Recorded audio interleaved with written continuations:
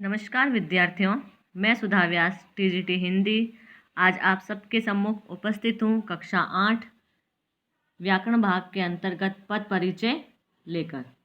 इसमें हम पद परिचय की परिभाषा, उसके उदाहरण और विभिन्न भेदों के बारे में पढ़ेंगे।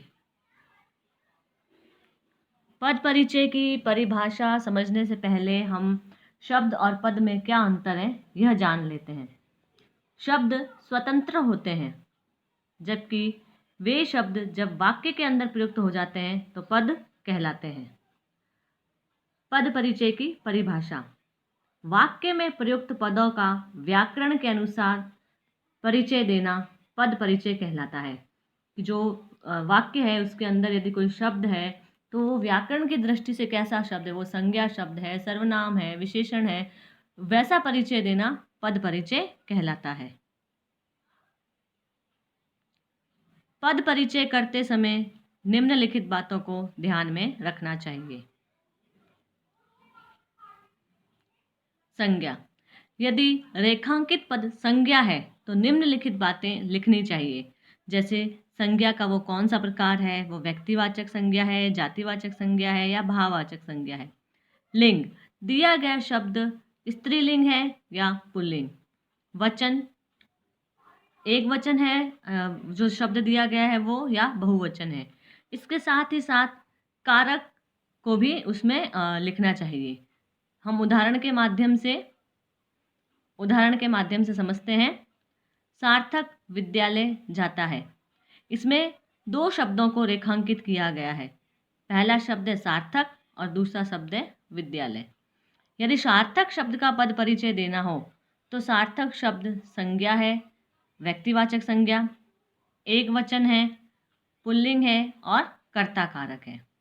यदि विद्यालय शब्द का पद परिचय लिखना है तो विद्यालय शब्द भी संज्ञा है, लेकिन वो जातिवाचक संज्ञा है, एक वचन है और पुल्लिंग है। सर्वनाम: यदि रेखांकित पद सर्वनाम है तो सबसे पहले वो सर्वनाम का कौन सा प्रकार है। 6 प्रकार होते हैं सर्वनाम के, उनमें से वो कौन सा प्रकार है यह हमें लिखना चाहिए। और लिंग क्या है, स्त्रीलिंग है या पुल्लिंग है, एक वचन है या बहुवचन है जो शब्द दिया गया है, कारक लिखना चाहिए उसमें। और यदि कर्ता कारक है तो लिखना चाहिए कि वह किस क्रिया का कर्ता है। उदाहरण स्वरूप, हम बाजार जा रहे हैं। रेखांकित शब्द है हम। इसका पद परिचय इस प्रकार होगा: सर्वनाम, पुरुषवाचक सर्वनाम, बहुवचन, पुल्लिंग और कर्ता कारक, क्योंकि वो जा रहे क्रिया का कर्ता है हम। एक अन्य उदाहरण देखते हैं। मैं अपना काम खुद करता हूँ। रेखांकित शब्द खुद का पद परिचय: सर्वनाम, निजवाचक सर्वनाम, एक वचन, पुल्लिंग। विशेषण: यदि वाक्य में कोई शब्द रेखांकित है और वह विशेषण है तो हमें विशेषण का प्रकार लिखना है। जो विशेषण के 4 भेद होते हैं उनमें से दिया गया शब्द कौन सा है, वह गुणवाचक है, परिमाणवाचक है, संख्यावाचक है या सार्वनामिक विशेषण है। इसके बाद में लिंग और वचन, इन दोनों को भी साथ ही साथ लिखना है। इसमें कारक नहीं लिखते हैं।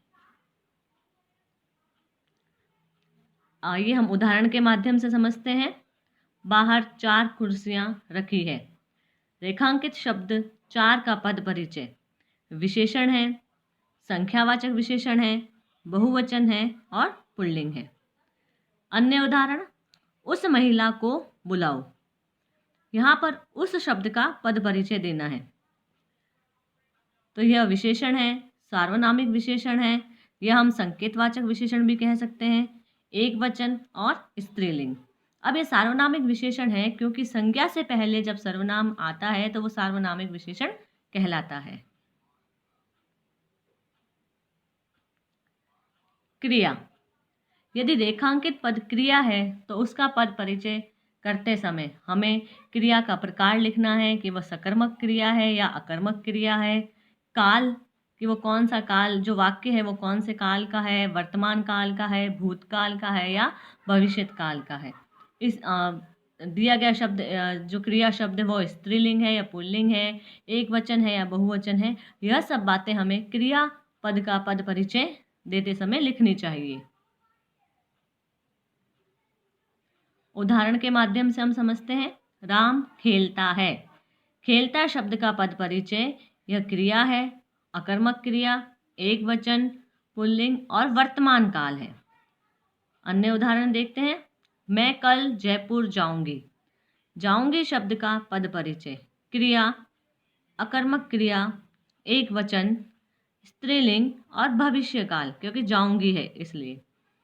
हम आम खा रहे थे शब्द का पद परिचय यह क्रिया है, सकर्मक क्रिया, बहुवचन और भूतकाल। तो इस प्रकार से हमने संज्ञा, सर्वनाम, विशेषण और क्रिया जो कि विकारी शब्द है इनका पद परिचय दिया है और इनके पद परिचय को लिखते समय हमने लिंग, वचन, काल सब कुछ लिखा है। अब आगे जो भी भेद है पद परिचय के वो अविकारी शब्दों से जुड़े हुए हैं। जैसे 5वां जो भेद है पद परिचय का वो है क्रिया विशेषण। यदि रेखांकित पद क्रिया विशेषण है तो हमें क्रिया विशेषण का प्रकार लिखना है कि जो शब्द दिया गया है वह कालवाचक है, स्थानवाचक है, परिमाणवाचक है या रीतिवाचक, और इसके साथ ही साथ वो कौन सी क्रिया की विशेषता बता रहा है इसे लिखना चाहिए। क्रिया विशेषण क्योंकि अविकारी है तो इसमें हम लिंग, वचन, कारक, काल कुछ भी नहीं लिखते हैं। उदाहरण, वह कल जयपुर जाएगा। कल शब्द का पद परिचय यह कालवाचक क्रिया विशेषण है और जाएगा क्रिया की विशेषता बता रहा है। मेरे घर के सामने नीम का पेड़ है। सामने शब्द रेखांकित किया गया है और इसका पद परिचय होगा स्थानवाचक क्रिया विशेषण। अगला है संबंध बोधक शब्दों का पद परिचय किस प्रकार दिया जाता है कि वह किन पदों, पदबंधों, उपवाक्यों आदि का संबंध बता रहा है। जैसे के सामने, के बाद। यहाँ पर हमें स्थानवाचक क्रिया विशेषण और संबंध बोधक में एक अंतर है, उसे हम समझ लेते हैं कि जब भी स्थानवाचक क्रिया विशेषण का पद परिचय लिखना होगा तो वो सिर्फ सामने शब्द है उसी को ही रेखांकित किया होगा, लेकिन संबंध बोधक में यदि आपको लिखना है तो वो के सामने वो पूरा है वो रेखांकित किया होगा। समुच्चय बोधक किन पदों को जोड़ता है, जैसे और, लेकिन, तथा, परंतु आदि। समुच्चय बोधक दो वाक्यों को, दो शब्दों को जोड़ने का काम करता है। विस्मयादि बोधक हर्ष, शोक, विस्मय, घृणा आदि का भाव बताने वाले जो शब्द हैं वह विस्मयादि बोधक के अंतर्गत आते हैं। इस तरह से पद परिचय के 8 भेद होते हैं। उदाहरण, संबंध बोधक भोजन के बाद विश्राम करना चाहिए। के बाद रेखांकित है और इसका पद परिचय है कि यह संबंध बोधक अवयव है और भोजन का संबंध विश्राम के साथ बता रहा है। समुच्चय बोधक तृप्ति और गुंजन जा रही है। इस वाक्य में और शब्द का पद परिचय बताना है तो यह समुच्चय बोधक अवयव है जो दो पदों को जोड़ रहा है। इसमें हम लिंग, वचन, काल, कारक नहीं लिखेंगे क्योंकि यह विकारी शब्द है। यह अविकारी शब्द है। विस्मयादि बोधक अरे यह क्या हो गया, इसका पद परिचय विस्मयादि बोधक अवयव और यह विस्मय का भाव है। इसमें भी लिंग, वचन, कारक नहीं लिखा जाएगा। इस प्रकार से क्रिया विशेषण, संबंध बोधक, समुच्चय बोधक और विस्मयादि बोधक यह चारों अविकारी शब्द हैं। इनका पद परिचय में हम लिंग, वचन, कारक को नहीं लिखते हैं। धन्यवाद विद्यार्थियों। मुझे आशा है कि आपको यह पद परिचय की परिभाषा, उसके भेद, उसके उदाहरण से संबंधित वीडियो है, यह भली भांति समझ में आया होगा। आप इस वीडियो को 2 से 3 बार अवश्य सुनें। धन्यवाद।